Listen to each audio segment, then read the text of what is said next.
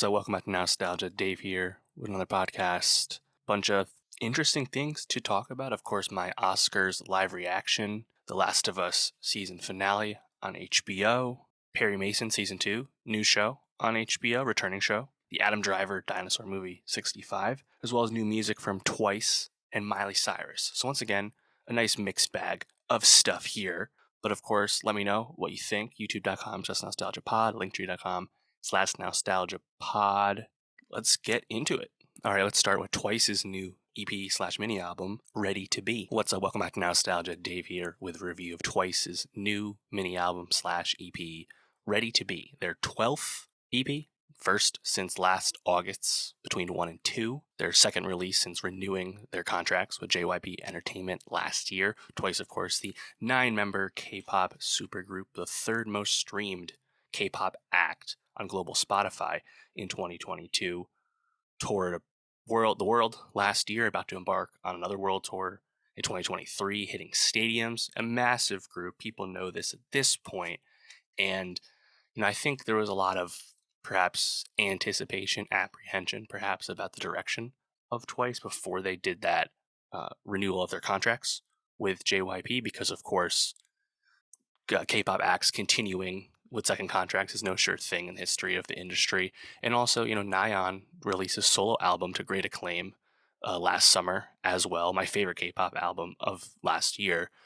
But it seems like Twice is reinvigorated as a unit with this new release, Ready to Be, which I actually think is really great and probably my favorite Twice as a group release, at least my favorite one that I've heard in a while. Twice has so much music out that there's going to be a wide range of opinions on what's the best and whatnot. But to me, I think Ready to Be is a really confident, impressive release. 7 tracks, 20 minutes, really 6 tracks, one of which is a English version of a released song already. Set Me Free and Set Me Free in English. So it's really 6 songs. It's not a lot, but I think it makes a really lasting impression quite quickly and is a great, I think, example of why Twice is a popular group and has been a popular group for 8 years now. I mean, just think about it right off the bat. The lead single, Moonlight Sunrise, that's the second English single Twice has released after The Feels in 2021. And like The Feels, this charted, it's the biggest song in the US for the group thus far. I like Moonlight Sunrise a lot. I think just like the synthy like bass is like really evident, and like this is a great example of, I think, like K-pop really pulling from like bass culture from the US, similar to how like New Jeans last year really bust down the scene with like Jersey club influence. This specific like subgenre of inspiration and using it to great effect is really evident on a song like Moonlight Sunrise. So I think that like the production with those synths, with that just overwhelming like bass rhythm, really cool. I think the rap flow on this song is quite effective. And the only issue I have with Moonlight Sunrise, which overall is a catchy track, but I think the hook is a bit weak. Like once you hear the Moonlight Sunrise like chorus part a few times, I think the undercooked nature of that writing perhaps stands out a little bit. So it's not my favorite chorus they've done. And I think if they had punched up that chorus in like a bit more intriguing way, this could be like an amazing track. But it's not quite at that level, but it's still, I think, really fun, really good. Track 1, Set Me Free, I really love as well. Just I think that bass line is super funky, almost like disco inspired. The kick drum is really engaging, and then you just have like this orchestral breakdown, this like string breakdown. Like overall, very impressive beat. The only issue I have with this song is I think the rap is like just okay, especially when you compare it to Moonlight Sunrise right afterwards. Like the flow on Set Me Free just isn't quite as good, but nonetheless, like that I think is my favorite song on this overall, just because I think that is like the most impressive beat, and Twice just ride it really well. Track 3, I've Got the Thrills, which is like a more dancey beat, which I like quite a bit. You have this, I think, really fun build up to the chorus that's really enjoyable. Blame It On Me, perhaps the most surprising from a production standpoint to me, which again I think is like speaking to what I said about there's like a lot of variety in this very brief Twice listen, the 12th Twice EP, you wouldn't think it would be like something like brand new from them, but I think it is because Blame It On Me, you have this like really noticeable guitar lick in the beginning of the song, almost like a country twang in terms of like the vibe I was feeling. That definitely stood out to me. And then Wallflower, I think is like perhaps the under the radar like catchy song on this release, Ready to Be, because Wallflower, like man, that chorus, that is just a bouncy song. The rap breakdown at the end is also really good. Like I think that one's super underrated. And then the last track, Crazy Stupid Love, that's probably the latest song on the release, but also probably the best example of Twice as a nine-member group doing like amazing harmony together vocally. So I think no matter what you're looking for, Ready to Be, I think gives you a lot. And like in terms of like the light kind of bubbly, like poppy nature that is like the Twice brand. That's obviously here, but like the genre flourishes and the production variety on six tracks is like so evident. And I think it just speaks to the confidence that this group has, and they definitely feel like creatively renewed and moving forward into the new era as a long running blockbuster group, which is obviously very exciting. That's the last thing you would want is that to not be the case anymore. And this is tracking for, it's early, but 140, 160,000 first week, Billboard 200 in the US, which would be the biggest ever week for a female K-pop act, which if that holds would be obviously paramount and crazy in a great way. So shout out Twice, you have all these hot new groups popping up with a monster 2022 for rookies, with Ivy and La Seraphim and New Jeans and Nimics, and yet Twice is still super consistent and perhaps even surprising you in little moments like did to me with Ready to Be. But let me know, what you think about this Twice release? Did it stand out to you compared to their other recent work? And for more K-pop, more music, subscribe, and I'll see you next time. All right, now let's move on to Miley Cyrus's eighth album, Endless Summer Vacation. What's up? Welcome back to Nostalgia. Dave here with a review of Miley Cyrus's eighth album, Endless Summer Vacation. Miley Cyrus, of course, coming off the biggest song release of her career, the biggest song of 2023 thus far, of course, Flowers from early January, already over 650 million streams on Spotify in 2 months, the longest running number one thus far of 2023, number one in many countries. Miley up to number 4 Spotify monthly listeners, over 80 million monthly listeners right now. Crazy start to an album cycle for Miley Cyrus, but I think it really speaks to just how effective and relatable and moving Flowers lyrically is to many people. Obviously there's the intrigue, tabloid, social media intrigue of Miley shading her ex, Liam Hemsworth. But even more top level, the lyrics of being better on your own and being able to do things on your own clearly is resonating with a lot of people and has got, I think, tremendous anticipation up for this Miley record. I think Miley overall is obviously incredibly talented as an artist vocally. I think people all know that at this point, but she's an artist that also has not been afraid, but willing and happy and clearly intentional in jumping across genres and sounds of the type of music she makes. Just think of the wide range of music we've got from her over the last few albums, right? Obviously, you have bangers, big pop, to Miley Cyrus and her Dead Pets, which is really out there, then to more like country pop with Younger Now, kind of more rock leaning, 80s disco vibe, at least a little bit, on Plastic Hearts from 2020. And now we have Endless Summer Vacation, which is almost like a full circle moment where it's probably the closest Miley has gotten to what Bangers was, like 10 years ago. But I wouldn't really compare them that much either. But this is still like clearly Miley doing a pop record and putting her spin on it, which means there is still a bit of variety and change on the album. I think perhaps that gets in the way of this being like a great album. I think it's a good Miley album. I think Miley just vocally is talented enough to be engaging more often than not, but it's also not a cohesive Miley album. But then again, I don't know if that's like a fair expectation to lay on Miley at this point because that's just not the kind of artist she is. I think the lack of cohesion on Endless Summer Vacation, that was probably more effective than it was in something like Plastic Hearts, which definitely felt like it was serving a lot of buckets in terms of like the pop rock, of the moment sound it was going for. But Endless Summer Vacation, like I said, people know Flowers at this point. But if we move beyond Flowers, what I was really looking for on this album, especially hearing Flowers and hearing, perhaps thinking what direction this album's going to go in, I was really hoping to hear stuff like Slide Away, the Miley Cyrus single from 2019, made my top 10 songs of 2019. Check that out. Her VMA's performance of that, where she did it live, uh, a cappella at times in that performance, incredible, better than the studio recording. That is like a great example of, I think, Miley's songwriting being really engaging, but also Miley vocally just wowing you with her tremendous vocal strength, but also the, I think, rawness that she can imbue in those strong vocals that not everyone else who's a strong singer can do, at least not the way Miley can. I wanted to hear more stuff like that. Obviously, I'm not expecting her to belt her heart out on the entire album. Endless Summer Vacation is pretty svelte, 13 songs, 43 minutes. You get some of that on here, but probably not enough for my personal liking. I sound like Jaded, track 2 right after Flowers. The passion in Miley's vocals as she kind of belts out Jaded, this long note. Sounds great. It's so good. It's very convincing from her.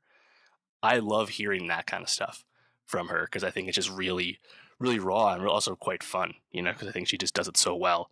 And the moments where you get other stuff like that, it really stands out to me. I think of something like, gosh, I mean, just going through the track list here, I guess like Muddy Feet on the Bridge, at least a little bit. You have like that Miley warble. It's kind of similar, in terms of like her impacting you with raw vocals. But you don't get it a whole lot else. I think right after this we have Rose Colored Lenses, which I think is all right, followed by Thousand Miles, a duet with Brandy Carlisle. I think that is a really great song. The guitar kind of really picks up the tempo. Brandy Carlisle clearly playing second fiddle, in support of Miley vocally on this track, perhaps restraining herself a little bit. But I think Miley really like leans into the song, especially in that second half. That feels like a song that's going to be a hit in the Flowers mold. Obviously not to that degree, but that's probably a hit off this album. And I feel like that's a song that's going to last and affect people in terms of what it's about. Um, I think you vocally, or sorry, lyrically, I think I really enjoy that one. Just Miley giving you like some of those one-liners I think are really hitting people right now. Like, I'm a savage, but you looking past it. Just like kind of like lines that she like just throws out there that I think are really hitting these days. Handstand. I think the start on that one is interesting. Kind of unexpected though. To that point. Just like thinking like you have that, and you have like right into that, like you have River, right? Like River, the pre-chorus on River, Miley like drops the key, like a clear key change, and it's like so catchy. And I was like, wait a minute, this is like pseudo bangers esque, and I think that's what's so both confounding and fun about Miley, like being a fan of her, but also what perhaps holds me back from ever loving completely any of her records is like moments like that where it's like, oh man, this is a great direction that you're so good at, but you barely do it on this album because you're going to do some other stuff that you're kind of good at too. Like compare Jaded to River, which has these incredibly catchy, writing moments to it. Compare that again with something like Wild Card, which has this massive chorus. There's just, I think, like a lot of ideas here, and not just like song construction ideas, but like ideas for Miley as a performer. Like I feel like I'm repeating myself at this point, but like she's just kind of an artist that I would love her to really hone in on something. But perhaps this is what Miley is. Miley's a chameleon. Miley can wear many hats, and she wears most of these hats pretty well to really, really well. And I think that's fine. Honestly, I'm just trying to put even more, I guess, expectation on her, which probably isn't fair. But I think overall, it's a pretty good album. I think like in terms of like takeaways, right? You already have Flowers being such a massive track, right? So like in terms of this album, what it was setting out to achieve, clearly we've established that it wasn't like Miley's first great cohesive record. We got past that. So like what are the takeaways here? I think like there are some like really catchy, sticky moments, whether they're like one-liners in terms of Miley's songwriting, like River, like I said, River is catchy in terms of how it sounds with the melody, but also River lyrically, I think it's like really like, as Miley put it, like very nasty, right? Very like matter of fact, and in Miley's songwriting, which I think is going to catch some people. That already has a catch. Sorry, catch some people in a good way. That song already has a music video, so you can tell they're probably pushing that one. I think "Thousand Lives," the Brandy Carlisle duet, is definitely going to last for sure.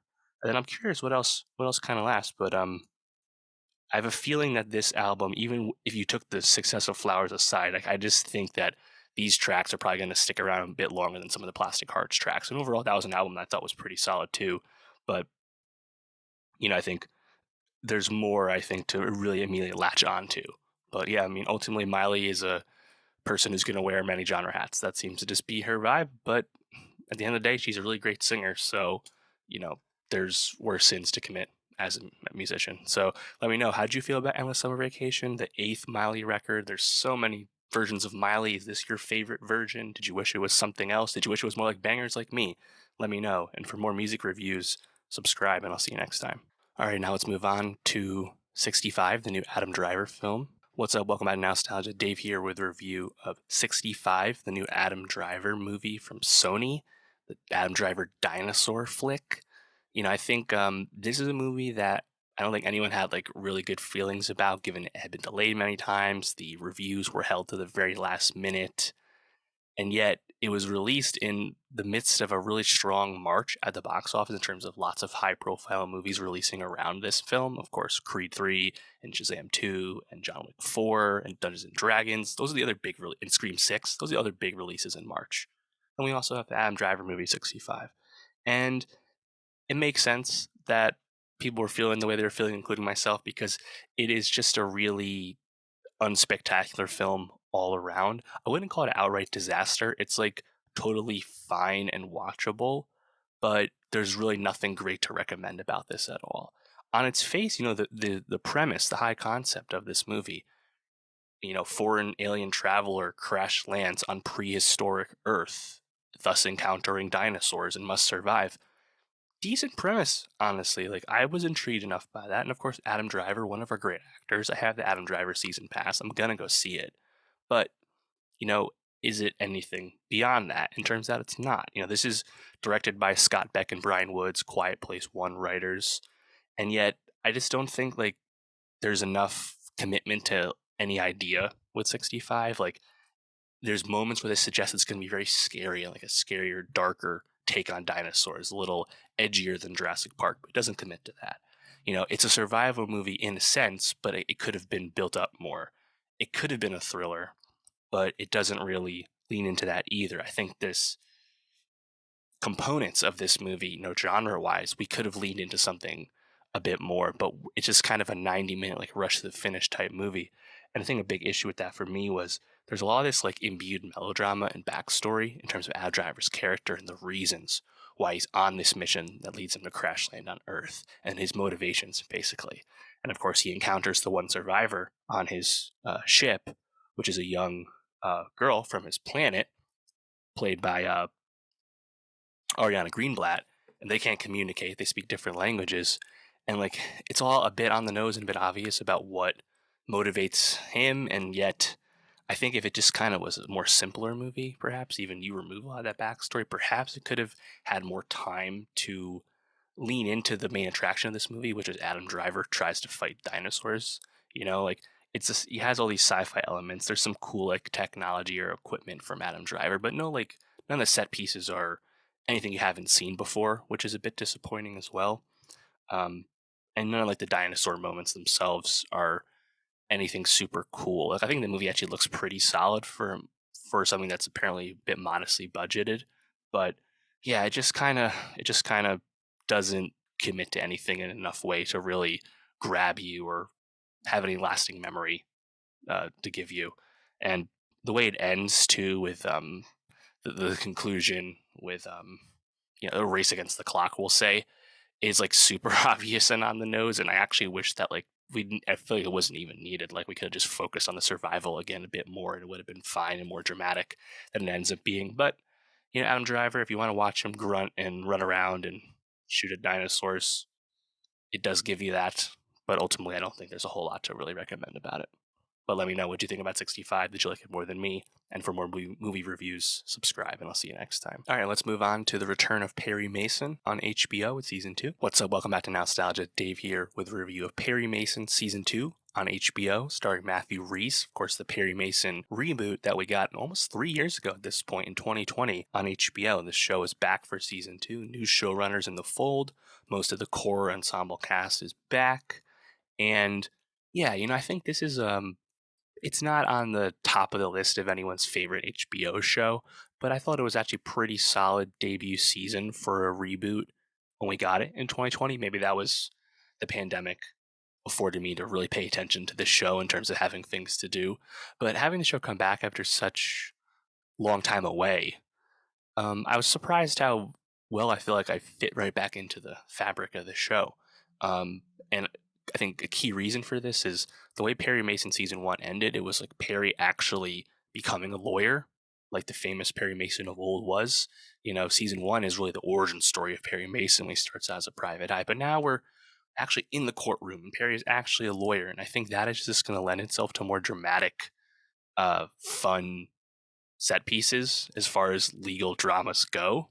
And I really hope they commit to that. The one thing that's giving me a bit of pause with Perry Mason season 2 so far, through one episode of 8, is that Perry seems a bit like down in the dumps and having some guilt and perhaps like PTSD over like how season 1 ended in terms of like the past, and how that affected his career and his life. And I would actually love Perry to be a bit less of like a sourpuss, and he'd probably be more fun of a show. So we'll hope that doesn't get in the way too much.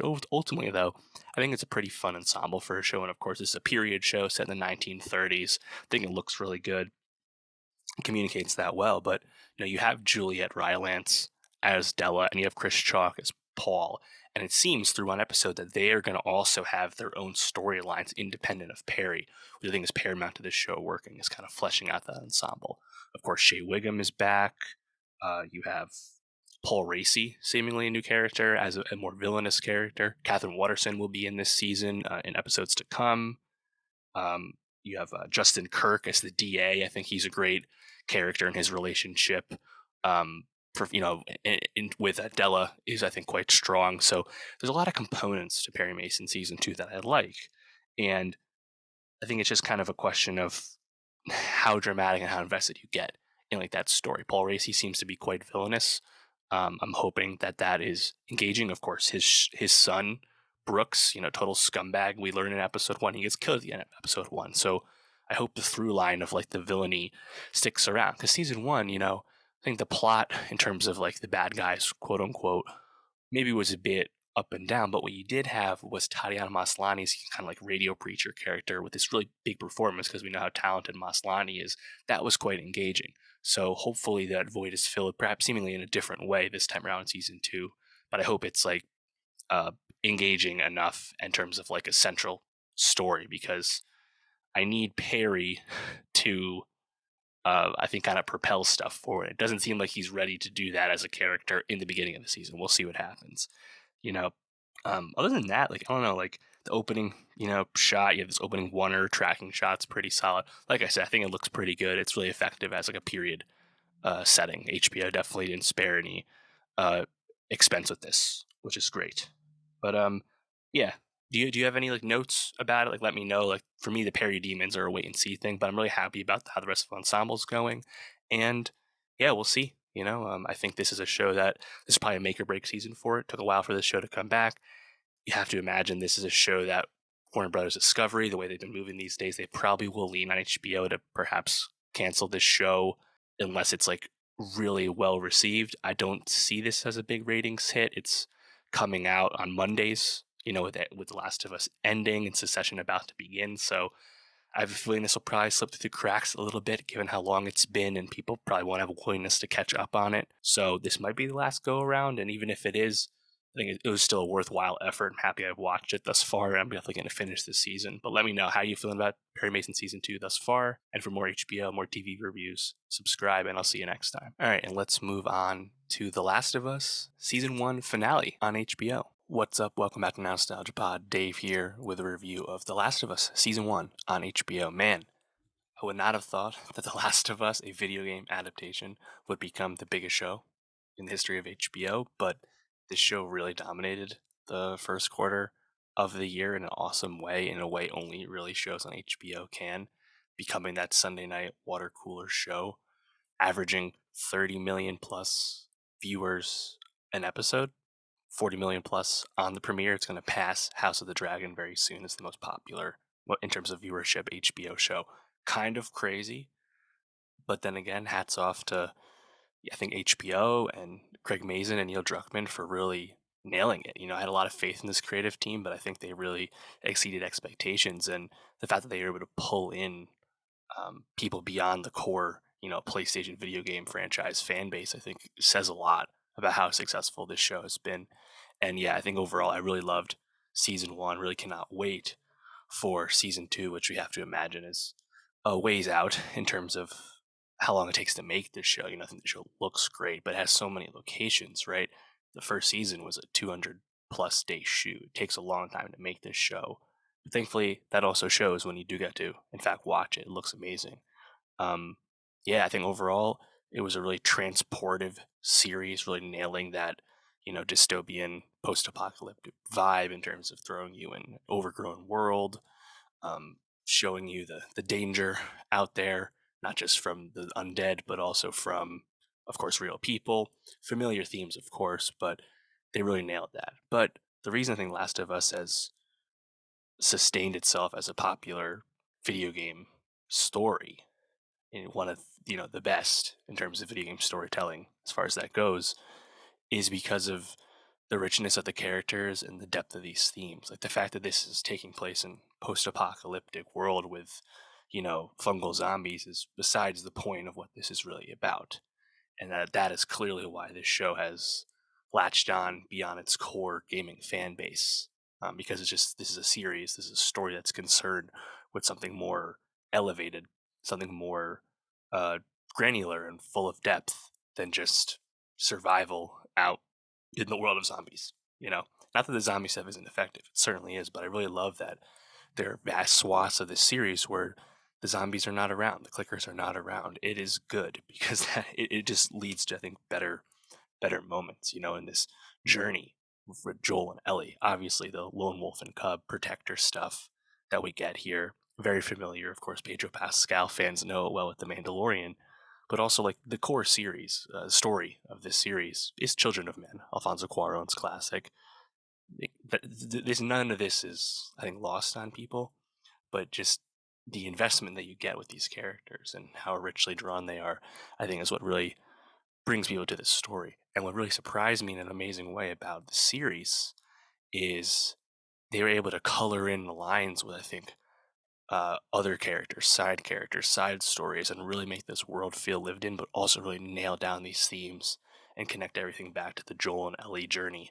I think obviously episode three with Nick Offerman and Murray Bartlett, absolutely superb, gutting episode, both giving you like the hardcore genre stuff of like this prepper guy who survived the zombie apocalypse, and that's amazing. But then really transitioning that into this amazing love story and relating that to Joel and Tess. Like I think it's an amazing episode. It's got a ton of plaudits, obviously, when it came out, episode three. People know this, but in general, like the series was able to, I think, really nail like casting on the margins, right? Nick Offerman and Marie Bartlett for one episode. You have Anna Torv as Tess for just a little bit. You have Melanie Linsky as Kathleen in the Kansas City arc. You have Scott Shepard as like the cannibal preacher guy. You have cameos from the voice cast of the game, Troy Baker, and Ashley Johnson, and Laura Bailey. Like they really, of course, Storm Reed in the Left Behind uh, episode, which is a reference, of course, to the DLC of The Last of Us in the game. They really nailed the casting like across the board. And of course, we know Pedro Pascal is a steady pair of hands, but he gets a lot more to do on The Last of Us than he does in say The Mandalorian, where he's wearing a helmet all the time and not even in camera half the time with a stunt double doing stuff for him instead. We know Pascal can nail it, and he gets, I think, a lot of growth, of course, the season in terms of a character and him as an actor in a fun way. And Bella Ramsey, I think, really met the moment as well. think it was an exciting piece of casting when it was announced. Of course, Lyanna Mormont from Game of Thrones, she was quite young when that was done. She's older now, but they're older now. But Bella really, I think, nailed it as Ellie, and the Ellie dynamic with Joel, I think, really works, and also the how these characters changed in the finale and how they see each other, with Joel becoming incredibly paternalistic, and where that what that leads him to do violently in the finale, contrasting that with Ellie's perhaps unease with how things are going, and then her clear distrust of Joel at the onset of the finale's ending. I think they really crushed it, and like showed, I think, a lot of range towards the end of the season. That was really good. Um, yeah, I think just overall, like, I was really struck with like Joel's, I think, PTSD, and then the show really like hitting the morality play with you. Watching him do what he does with the Fireflies in the finale. It's tough to watch. It's gutting stuff. I think throughout the series, a lot of the violence and the really heinous stuff that happens, it's always shot and handled, I think, in a really tasteful way, which I think is a smart choice. So you don't have to be overly like ultra violent with anything, and the show isn't. But at the same time, it doesn't shy away from stuff. There's some frames of bodies dropping, and you see people on the floor bleeding out, and it just lingers there for just enough time to really hit you with what's going on. Um, and we're obviously set up with, man, it's like it's so rich what we're set up for season two, right? Joel lying to Ellie, and Ellie clearly sensing something's off. That is so much more meaty and rich for drama and narrative growth than anything else you could try and set up with in terms of like a zombie set piece or some kind of survival moment. When we got a zombie set piece, like at the end of the Kansas City stuff in episode 5, it was great. Of course, it looked amazing. It was harrowing, incredible action. But this kind of ending, the way the finale ends, what is all character, I think that's why this is like an HBO drama series, and that is why the show is so much bigger than what maybe a lot of people thought it would have been. As just the latest video game adaptation of a popular franchise. So I was really thrilled with just how great the series was, and I thought it was incredibly effective week after week, nailing its casting, nailing its atmosphere, nailing its visuals as they rapidly changed. It's a world that you want to spend time in, even though spending time in it isn't the best hang, and I think that's just a great compliment. So, given that it doesn't even seem clear that they're in full production yet in season two, I would not expect that series back next year, maybe at the end of next year. But we're probably looking at, if they wanted to just do the same kind of drop, January 2025 is probably doable. But otherwise, maybe the end of next year is in play. But it seems like it's going to be a while, just like it's going to be a while for House of the Dragon and Rings of Power and all these big shows that take a while to get turned around. I say take all the time you need. Obviously, this is a very taxing production for the cast and crew and the creators. So I think we have to be sympathetic to that. But yeah, I think HBO really setting up an amazing year to go from The Last of Us, wait 2 weeks, and then go into the final season of Succession, the final season of Barry. Like they're killing it, like they usually are. But let me know, how'd you feel about Last of Us season one? Are you a fan of the games? How'd you like how it differed? What it added? What it took away? Did you not watch the game, play the games at all? Was it just a show for you? How'd you feel about it? And for more HBO, more TV, subscribe, and I'll see you next time. All right, and concluding for us today is my live reaction to the Oscars. I recorded this right after the Oscars ended on Sunday night. What's up? Welcome back to Nostalgia. Dave here with my reaction to the Oscars, the 95th Academy Awards. Recording this right after the Oscars ended on Sunday night. And I'm going to go through the winners and the key takeaways from, I think, a really successful Oscars ceremony. So I'm just going to get right into that. And make sure you come back next week where I'm going to do my early 2024 Oscar prediction. So check that out, youtube.com/nostalgiapod. All right, so the Oscars on Sunday night, I think they went really well. Jimmy Kimmel was hosting with the show back on ABC. I think he did a pretty good job. The opening monologue was really funny. There's like just enough like Kimmel bite as the comic that he is, that I thought it was pretty enjoyable. That monologue went well. But then we kind of just ripped right into it, right? Like this was the first Oscars telecast that actually had like professional TV producers running the show, and I think it showed because it moved well. Obviously, it's going to be long. And they basically made a joke about that. Hey, if you're watching the Oscars, you like this stuff, it's going to be long. You're there to watch people give speeches. Yes, maybe some of the Kimmel bits, the host bits, make it longer than maybe you feel it needs to. I think it is what it is. It went pretty well. But the key takeaway with this Oscars is the strength of Everything Everywhere All at Once as a Oscar juggernaut was validated with 7 wins in total on the night, the most wins since Gravity won 9 times back, 9 years ago, and the most wins for a Best Picture winner since Slumdog Millionaire won more 14 years ago. On top of that, A24, the studio, due to all the Everything Everywhere wins at the top, as well as Brendan Fraser's Best Actor win for The Whale, swept the top 6 awards. A24 swept the top 6: Best Picture, Best Director, Best Actor, Best Actress, Best Supporting Actor, Best Supporting Actress. That top 6. That has never been done by a studio before. That is the most a studio has ever won in the history of the award. Just think about, about a decade ago, how people talked about A24 as this independent studio taking chances on filmmakers, but trying to make inspired and interesting and good movies, backed by, having venture capital, all this investment, the story of A24 and the hype, and the film bro and the letterbox community, everything culminating with A24 for years and the hype and the expectation. Do they make enough money as a studio? Blah, blah, blah. Look, think about what just happened with A24 sweeping the top 6, something that Warner Brothers and Paramount and Universal and everyone else has never done. I think it is a incredibly fulfilling and cool thing that just happened with A24 pulling this off in the film for the film industry. And just think about like what this decade will mean moving forward. Not too long ago, 2019 Oscars in 2020, Parasite won, a Neon film, another small studio. It's really cool to see what's happening. But I mean, I think you just have to tip your hat to A24 that they were able to do what they've done. A24 won a Best Picture trophy before Netflix did. And we know some of the movies Netflix has had there, with Irishman and Roma and Power of the Dog and uh, now All Quiet on the Western Front. The list goes on. You know, it's it's really cool, and obviously A24 has a great track record of making movies, so I think it's really well earned and really cool. So yeah, I mean, just going through what happened, I think it was really interesting and started to, I think, make people's spidey sense ting a little bit when we saw All Quiet on the Western Front start to win down ballot awards, which was expected to a degree, but then it started to win awards it wasn't expected to win, such as Best Original Score. My ears started to perk up. I was getting to feel, oh, if there was an upset in Best Picture, it was probably going to be All Quiet. That's how people started to feel.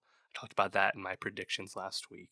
That is, the international uh, membership of the Academy really contributing to this. It might have been possible, and God, it would have been a disaster if All Quiet on the Western Front won Best Picture. Not that the movie is bad, but more so that just like what that win means would very much feel old Hollywood and wouldn't feel fresh, and just the meaning and the passion that Everything Everywhere has as a film, as a movement, just moves people in a way that All Quiet doesn't. And when All Quiet was winning all those awards, you had, of course, the orchestra playing a little sound when they won, of course, from the movie. And it was like that dun dun. It was like a very like ominous sound. It was like actually really funny. It was like it's like marching us to slaughter, like in the war. It was like, oh no, is the unthinkable going to happen? But of course, it didn't happen. We started to see that peter off when Best Sound went to Top Gun Maverick, visual effects went to Avatar, directors went to the Daniels. Like, okay, no. It's basically the comp here would be Mad Max Fury Road winning a ton of stuff on the down ballot, but not winning Best Picture, and Spotlight winning Best Picture. That's the actual comp. But in the moment, it was that suspenseful. And I would say like normally it would be fun to have more suspense and less certainty with Oscar awards, full stop. In this case, though, I was not happy about this potential spoiler because I'd rather the choice be like Everything Everywhere versus Banshees of Inisherin, movie that or Fableman's movie that has like a ton of passion for them, right? All Quiet is not on that level for me. Um, that being said, happy with how everything went. Just going through the awards overall, I went 15-5 with my picks. Pretty happy about that. The awards I got wrong, I think, are Nothing too crazy, you know. I got Doc wrong. I picked Fire of Love. That went to Nelvani, but I had to acknowledge that that was between the two, and probably should have went with Nelvani. It's kind of makes sense as a pick. Costume design, I genuinely got wrong. That went to Ruth Carter for Black Panther 2, who she also won for Black Panther 1. You know, she's like the costume designing goat. Great win for her. She becomes the first two-time female black winner, which is crazy and awesome. I had picked Everything Everywhere for costume design, and a lot of people were thinking it might be Elvis, but that was a bit of a surprise overall that Black Panther 2 got that one. Production design, I picked Avatar, and it went to All Quiet, and I should have just picked All Quiet. I should have read that vibe better. I was perhaps projecting a little bit when I put that on Avatar. Score, I picked Justin Hurwitz for Babylon. So did everyone, and that was one of the key All Quiet upsets and surprises. Um, so yeah, I didn't really see that one coming. And actor, I picked Austin Butler. It went to Brendan Fraser. I think like everyone, that was like a 51-49 type vote. It was incredibly close. Um, Not a shock. It was really down between one of those two. Picked the wrong guy. Uh, I think part of the reason I picked that is Brendan Fraser becomes the first Best Actor winner since Jeff Bridges in 2008 to win Best Actor without his film, this time The Whale, being nominated for Best Picture. So there's a lot of history going against Brendan Fraser. That being said, even though I had picked Butler, really cool to see Fraser get that win and complete this A24 like mega sweep out of nowhere, and also like that parody of Kiki Kwan and Brendan Fraser both winning, you know, and the friendship they've had on the award circuit thus far. It's a good narrative, and I think we all of us expect Austin Butler to be back later, and he's got a lot of time to do that, so nothing to worry about there. But yeah, I think a lot of stuff overall went pretty much as expected, right? Supporting actor went to Kwan, duh. Adapted screenplay went to Women Talking. Original screenplay went to Everything Everywhere. Cinematography went to All Quiet. Sound went to Top Gun. Editing went to Everything Everywhere. Makeup and hairstyling went to The Whale, which I picked correctly. I think a lot of people were picking Elvis with that one, so I was happy to get that one right because I was a little bit off where like the lines were sitting. International feature film obviously went to All Quiet. Original song went to Not To Not To. Visual effects went to Avatar. Uh, Best actress went to Michelle Yeoh. Of course, Yeoh versus Blanchett was the fight all year. Definitely was a close vote. I picked Yeoh. It felt like that's the way it was going, and honestly, it's the best narrative for the night that Yeoh wins. Of course, Kate Blanchett, her legacy is already secure. She already has two Oscar wins as well. It's okay, and really happy for Yeoh. It was a lovely speech. Um, Supporting actress, I got right. It was Jamie Lee Curtis, but that was one that was really hard to be confident in. You could tell Angela Bassett wasn't too pleased when she didn't win. She was definitely was bummed and pissed. You could see it on her face. She didn't get up to clap what everyone else did, which is her right, of course. But yeah, I think if anything, like I saw a bit of a backlash to that online, and I think not everyone is in the know. Someone like me is really paying attention to this, right? So some people that really throws them off. Jamie Lee Curtis wins her Best Supporting Actress. She's not even the Best Supporting Actress in her own movie, which I would agree with. If anything, Stephanie Hsu should have been the winner, and would have been my pick.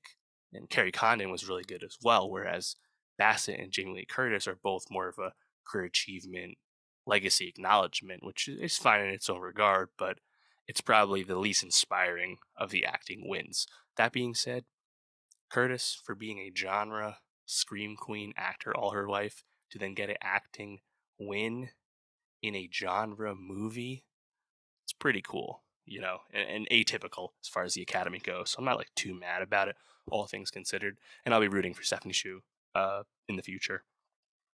In the course of this run here, um, if you think about like the Best Picture nominees, each with 5 Best Picture nominees got a win. Everything Everywhere, All Quiet, Women Talking, Top Gun, Avatar. And then 5 did not get a win. Tar, Banshees, Triangle of Sadness, Elvis, and The Fablemans. Nothing too shocking apart from Elvis. I thought Elvis for sure was going to get something down the ballot. It was just favored in so many categories, and I picked up a lot of precursors throughout. So that's probably the big shock there. Banshees getting blanked doesn't surprise me. Same thing with Tar. I kind of was feeling that was quite possible. Fablemans as well. You just look at the races. All Quiet on the Western Front was gobbling up a lot of these down ballot awards with Elvis seemingly right in the mix, even though it didn't end up winning any of them. So that's how it goes. That being said, five films getting wins, pretty good, given that we just had a five best picture films when getting wins, pretty good considering you had a rare dominant best picture night, which again we haven't had in a long time. I think for comparison, Paris it won like four Oscars. It's hasn't been like this in a while. Um, yeah, I mean, I think overall, I was really happy with how it went. One thing I noted in the in memoriam, which I thought Lenny Kravitz did a nice job with, they didn't include Charlie B. Dean, who, not like she was like a Hollywood legend or anything, but she did tragically pass away suddenly, and she is the star of one of the Best Picture nominees, Triangle of Sadness. Seems like a pretty glaring omission for the in memoriam segment, if you ask me. Tough stuff there. Yeah, uh, I don't know. I don't really have a whole lot more to say. I feel really good about how this went. Animated feature went to Guillermo del Toro. That was the first award of the night. Actually, that was a lock. We knew that. I think that's everything. Yeah. I guess it was kind of garish to get the Little Mermaid trailer. And I was like, hey, the Oscars are on ABC this year. Disney has a big movie coming out in 2 months. Here's an ad for it. It's like, that's a bit annoying. And apparently that didn't even happen like overseas. That was just on the US broadcast. Later on, though, you get the montage of like, hey, look, 100 years of Warner Brothers. Look at all these Warner Brothers clips.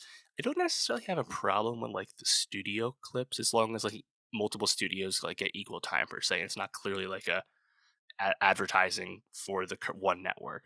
On the other hand, it's like, hey, like if the show's going to be super long, and that's like the compromise that the network makes you make, it's not the worst thing in the world. Like we're going to have the commercials, so it didn't necessarily bother me because like this at the end of the day, this is going to be a celebration of movies, and people like trailers. Trailers are advertisements for the future of movies, so I don't find it nearly as offensive and self-serving as others do. Although I do see the point. I think if you just handle it in a certain way and let multiple studios pr- uh, promote, and not just like next time the Oscars are on NBC, it's only Universal trailers or something. As long as it's not something so obvious like that, I think it's fine. I like the Warner Brothers montage. We got acting clips for every acting nominee. We got extended Best Picture movie clips throughout the broadcast. These are obvious things that have been omitted in the recent past to try and switch out the broadcast and save time. The clips are good. I'm glad they were back. We like the clips. Um, Donnie Yen was there as a presenter, kind of surprisingly. I know John Wick 4 is coming out. He's in that, but still, he's not like super involved in Hollywood usually. So that was a nice nod and cool. And if we had a best stunt performance, best stunt ensemble Oscar, maybe you could have Donnie in there more often, right? Novel idea, I think. Um, yeah. What else? The Irish joke from Kimmel I thought was really funny. The Hunter Biden, Joe Biden, Steven Spielberg, Seth Rogen joke was really funny. I thought Kimmel handled the Will Smith, Chris Rock slap of it all really well. He made some funny jokes about it, but kept it moving. Um, I like that Kimmel mentioned right off the bat Till and the Woman King, which were largely accepted as Best Actress snubs this year. He made a funny Batgirl joke. He made a female director joke at James Cameron's expense, and then noted that James Cameron and Tom Cruise were not there at the Oscars, which I think is really Bush League, honestly. Like, Avatar won Best Visual Effects. Those guys who won that Oscar spent years of their lives on these visual effects. James, at least you could be there to clap, bro. I know you didn't get nominated for Best Director, but still. And Tom Cruise, and he's a producer of Avatar, so he's still nominated, right? Same thing with Cruise in Top Gun. He's not nominated for actor, but he's nominated as producer. Those guys who won Best Sound for Top Gun, it would be nice if you were there. And Tom would have been in the front row. Tom would have been a presenter and got a huge ovation anyway. It just kind of speaks to how weird Tom is. I think it speaks to like the big ego James Cameron clearly has. That I think was just weak moves on both their parts to not be there. After it's been a celebration of those two guys and their accomplishments this whole award season, this whole movie year. To not show up at the end here, it's just kind of weak to me. Not a fan. Um, yeah, I like that. I like Rogan.